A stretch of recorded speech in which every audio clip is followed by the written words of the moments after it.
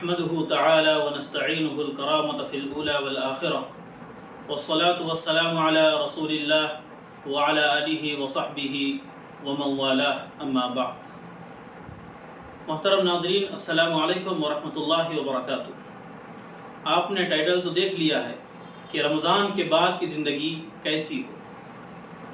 یہ ایک سوال ہے، اس کا جواب آج ہم تلاش کریں گے کہ رمضان المبارک کے آنے کا کیا مقصد ہے. اس سے پہلے بات آئی تھی، رمضان المبارک میں اللہ نے روزے فرض کیے ہیں، اس کا بنیادی کانسیپٹ کیا ہے، اس کا ریزن کیا ہے، اس کو بھی اللہ نے بیان فرمایا ہے کہ روزے رکھنے کا مقصد ہماری زندگی میں تقوی آ جائے. تقوی کہتے ہیں ہر جگہ، ہر موقع پر، ہر سچویشن میں اللہ کا خیال اپنے دماغ میں رکھنے کو. بندہ گناہ کر رہا ہے، فوراً خیال آتا ہے کہ اللہ مجھے دیکھ رہا ہے، تو اس خیال کا نام تقوی ہے. تو بندہ چاہے اکیلے میں ہو، چاہے مجمع میں ہو، چاہے کسی اور جگہ پر ہو، ہر وقت ذہن میں اللہ کا خیال رکھنا کہ اللہ ہمیں دیکھ رہا ہے، اور اللہ کو ڈر کر، اللہ کے آخرت کی امید رکھ کر کام کرنے کا نام تقوی ہے.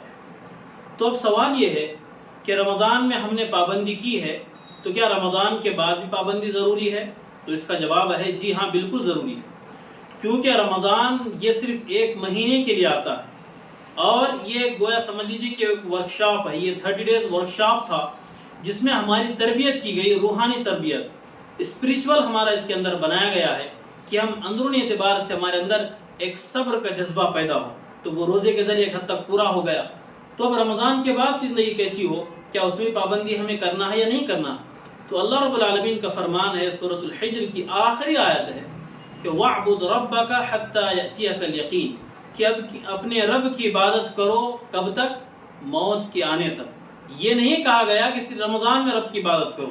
ایک رمضان تو ایک موسم ہے، اس موسم میں، اس سیزن میں ہم کو فائدہ اٹھانا تھا، اور ہم نے الحمدللہ فائدہ اٹھا لیا.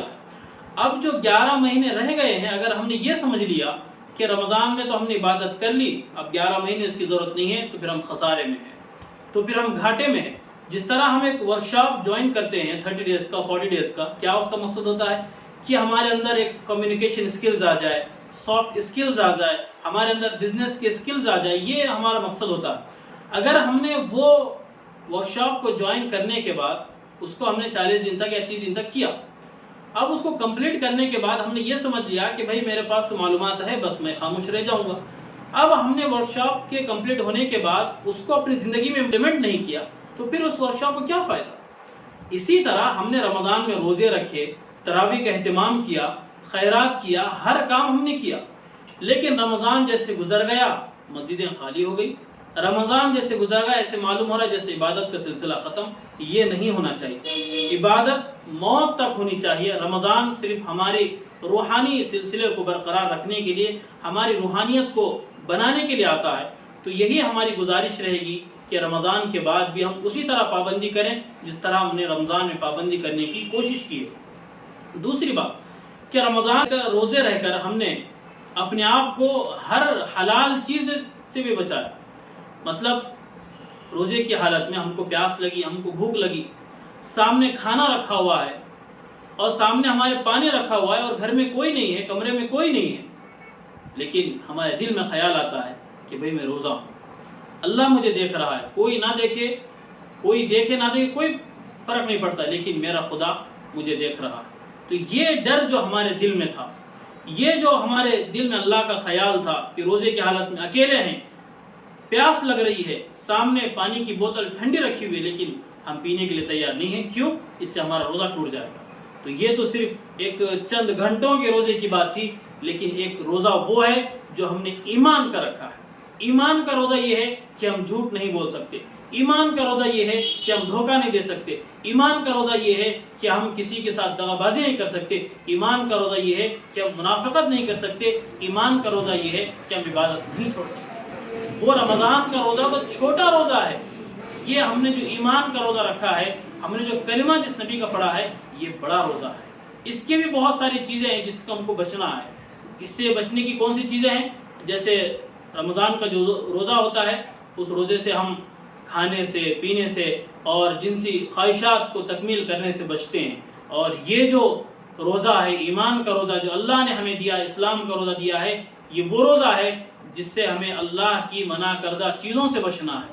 یہ وہ روزہ ہے، یہ اس روزے کی ریکوائرمنٹس ہے کہ جب تک ہم اس روزے کی جو منع کردہ چیزیں ان سے نہیں بچیں گے، ہم صحیح معنوں میں سچے پکے مومن کہلا نہیں سکتے۔ تو یہ ایک بنیادی کانسیپٹ ہے چھوٹے روزے اور بڑے روزے کا۔ رمضان کا روزہ ایک چھوٹا روزہ ہے، چند گھنٹے کا ہے۔ یہ جو اسلام کا ایمان کا روزہ جو ہم نے رکھا ہے، یہ مرتے دم تک کا ہے۔ جب ظاہر بات ہے مرتے دم تک کا ہے تو عبادت بھی اللہ کی مرتے دم تک ہونی ہے، اس سے پہلے کسی کو اس سے چھٹکارا نہیں ہے۔